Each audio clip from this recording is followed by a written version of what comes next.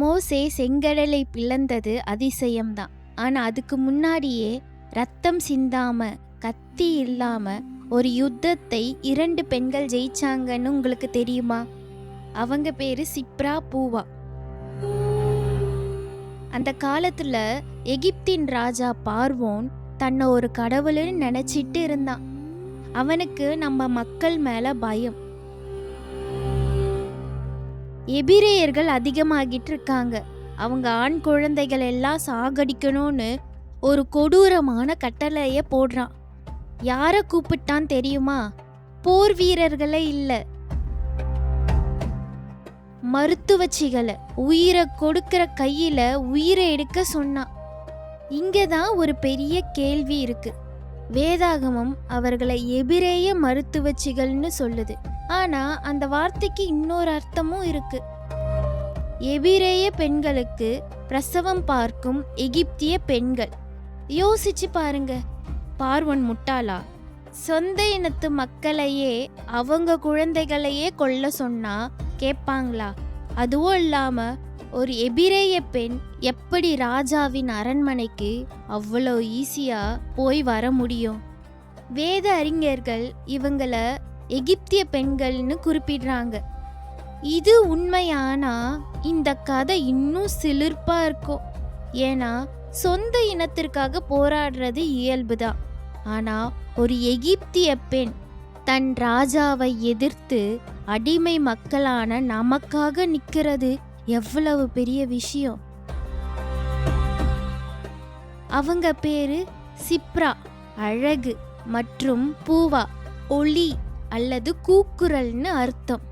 அவர்களோட பெயர்கள் எபிரேய பெயர்களாக இல்லைனாலும் அவங்க மனசு ஜாதி மதத்தை தாண்டி நின்னுச்சு. பிரசவ நேரம். ஒரு எபிரேய தாய் கதறா.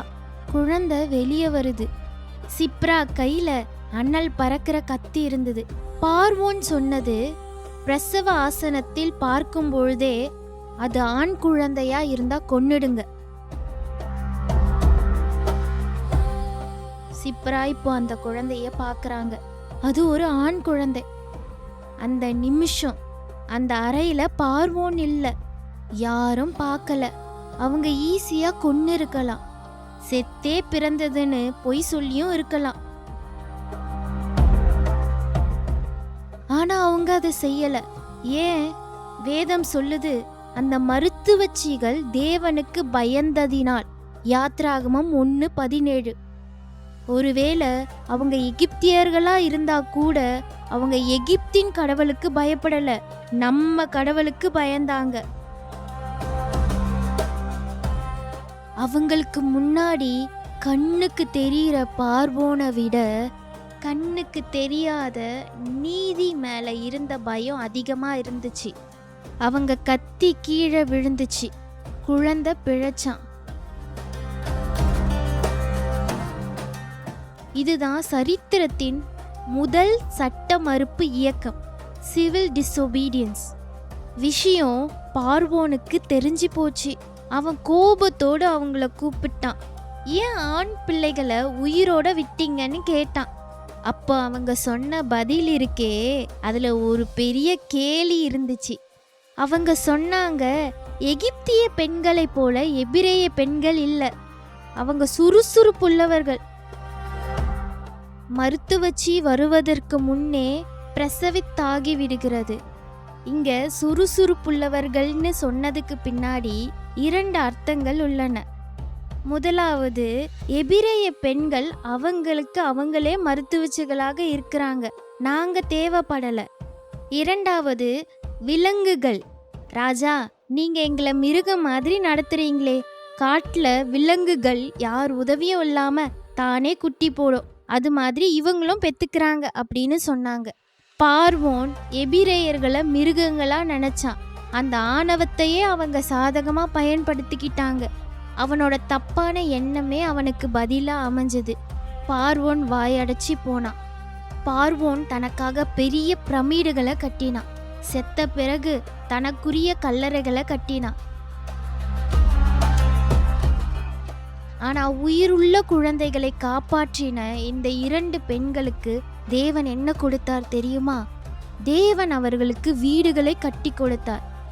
இதற்கு கட்டடம்னு அர்த்தம் இல்ல, வம்சங்கள், டைனஸ்டிஸ்னு அர்த்தம். ஒருவேளை அவங்க எபிரேய மருத்துவச்சிகளா இருந்தா ராஜவம்சம், ஆசாரிய வம்சம் அவங்க வழியா வரும். ஒருவேளை அவங்க எகிப்திய மருத்துவச்சிகளா இருந்தா அவங்க இஸ்ரவேலுக்குள் இணைக்கப்பட்டு அவங்க பேரும் புகழும் தலைமுறைக்கும் நிற்கும். இன்னைக்கு பார்வோனோட பிரமிடுகள் வெறும் கல்லா நிக்குது. ஆனா சிப்ராவும் பூவாவும் காப்பாற்றின அந்த குழந்தைகள் மூலமாக இஸ்ரவேல் வம்சம் உயிரோட இருக்கு. கடைசியா உயிரை காக்கும் பணியில் இருக்கும் மருத்துவத்துறை சொந்தங்களுக்கு ஒரு வார்த்தை, அதிகாரமா அறமா? சிப்ராவுக்கும் பூவாவுக்கும் ராஜாவின் கட்டளை பெருசா, மருத்துவ தர்மம் பெருசான்னு ஒரு கேள்வி வந்தப்ப அவங்க தர்மத்தை தேர்ந்தெடுத்தாங்க. உங்கள் லாபத்துக்காகவோ அல்லது நிர்வாகத்துக்காகவோ சில அழுத்தங்களை நீங்க சந்திக்கலாம். ஆனா மனித உயிர் தான் உங்களோட முதல் நோக்கம். ஜாதி மதம் பார்க்காத சேவை.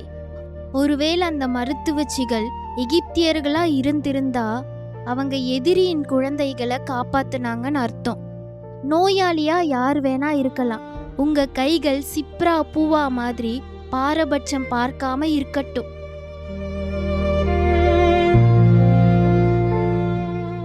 கடவுள் பார்க்கிறார். அந்த பிரசவ அறைக்குள் ராஜா பார்க்கல, ஆனால் கடவுள் பார்த்தார். நீங்கள் தனிமையில் காட்டுகிற நேர்மைக்கு கடவுள் பகிரங்கமா வீடுகளை கட்டி சன்மானம் கொடுப்பார். மருத்துவ பணி என்பது தொழில் அல்ல, அது தேவனுக்கு செய்யும் ஊழியம்.